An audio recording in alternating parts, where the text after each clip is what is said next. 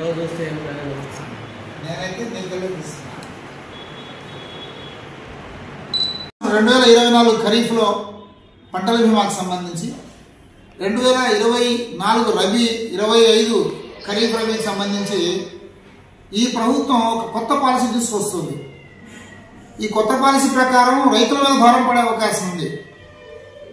మేము కోరుతున్నాం అన్ని పంటలకు, గత ప్రభుత్వం కొన్ని పంటలకు బీమా అమలు చేయలేదు, అన్ని పంటలకు సమగ్ర పంటల బీమా పథకం అమలు చేయాలి.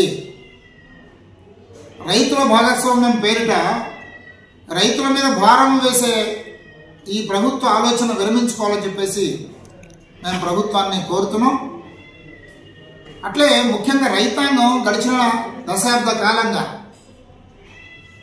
వాతావరణ పరిస్థితుల వల్ల, ఇట్లా మార్కెట్ ఒడిదుడుకుల వల్ల ఒకసారి పంటలు పండకపోవడం, ఒకసారి పండిన మార్కెట్లో ధరలు లేకపోవడం, ఈ కారణంతో ప్రతి రైతు కుటుంబానికి 2,50,000 రూపాయలు రుణభారం ఉందని ప్రభుత్వం చెబుతూ ఉంది.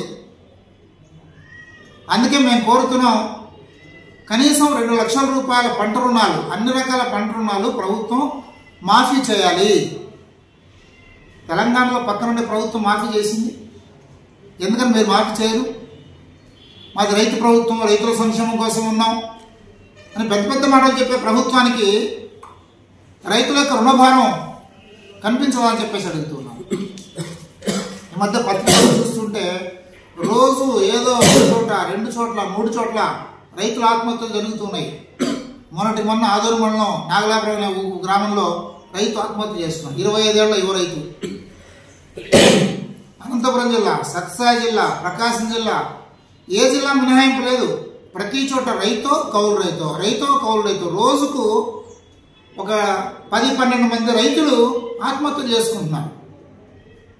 వ్యవసాయంలో పెట్టుబడి పెట్టి అవి తిరిగి రాక, అప్పులోపాలై, అవమానాలు భరించలేక ఆత్మహత్యలు చేసుకునే రైతుల గోడు మీకు పట్టదా అని చెప్పేసి ప్రభుత్వాన్ని అడుగుతున్నాం. అందుకనే ప్రతి రైతు కుటుంబానికి కనీసం 2 లక్షల రూపాయలు రుణమాఫీ చేయాలి. అట్లే కౌలు రైతుల గురించి ప్రభుత్వం చాలా గొప్పగా చెప్తుంది.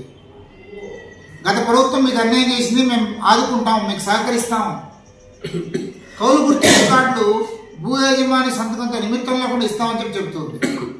ప్రభుత్వం మాట చెప్తుంది, క్షేత్రస్థాయిలో అమలు మాత్రం అలా దానికి భిన్నంగా ఉంది. రైతాంగం పట్ల అనుసరిస్తున్నటువంటి విధానాల గురించి చెప్పారు.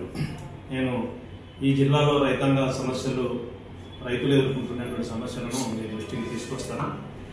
ప్రధానంగా ఏమిటంటే 2022-23లో మొత్తం శనగ పంట, అంటే పప్పు శనగ పంట చేతికి వచ్చేటువంటి సందర్భంలో అకాలంగా వర్షం పడి మొత్తం కూడా ముద్ద అయిపోయి చెడిపోయినటువంటి పరిస్థితులు. సుమారుగా ఆలూరు, తర్వాత ఆస్పరి, ఈ 2 మండలాల్లో మొత్తం కూడా పంట అంతా కూడా నాశనం అయిపోయినటువంటి పరిస్థితి.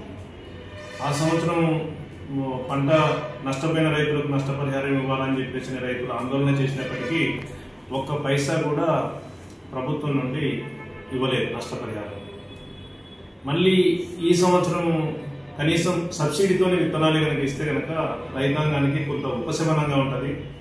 ఆలూరు కానీ, ఆస్పరి కానీ, పత్తికొండ కానీ, పశ్చిమ ప్రాంతం అంతా కూడా అన్ని మండలాల్లో పప్పు శనగ వేసేటువంటి పరిస్థితి ఉంది. కాబట్టి మేము కోరేది ఏమంటే సబ్సిడీ 50% సబ్సిడీతో ఇవ్వాలా, ఆ రకంగా ఇచ్చి రైతులను ఆదుకోవాలని చెప్పేసి మేము కోరుతా ఉన్నాం. అదేవిధంగా నేషనల్ హైవే కోసం చాలా భూములు తీసుకుంటున్నారు. ఇటు మన కర్నూలు నుంచి అమరావతికి పోయేటువంటి లైన్లో, అంటే మన నూతనపల్లె, పసుపల, రుద్రవరం నుంచి గారిగేపురం వరకు భూములు తీసుకుంటున్నారు. 340C పేరుతో భూములు తీసుకుంటున్నారు. కానీ వాళ్ళకి మళ్ళా అలైన్మెంట్ మార్చేసేసి నష్టపరిహారం ఇవ్వకుండానే భూములు తీసుకుంటున్నటువంటి పరిస్థితి ఉంది. ఆ భూములకు నష్టపరిహారం తక్షణం ఇవ్వాలి. అంటే భూములకు నష్టపరిహారం ఇవ్వకపోతే పనులు నిలిపివేయాలని చెప్పేసి మేము కోరుతాము. ఒక రైతు అయితే పోయినసారి ఫస్ట్ సారి తీసుకున్నారు, పెద్ద మధ్యలేంటి అట్లాగే తిమ్మన్నా అని చెప్పేసి ఆయన భూమి తీసుకున్నారు. 40,000 సెంట్ల భూమి తీసుకుని 1 పైసా అయ్యారు. పైగా వాళ్ళ భూమిలో బావి ఉంది, ఆ బావికి నష్టపరిహారం ఇవ్వాలా, బావిని పూర్తి చేసేసినారు. బావికి నష్టపరిహారం ఇవ్వలేదు, భూమికి నష్టపరిహారం ఇవ్వలేదు.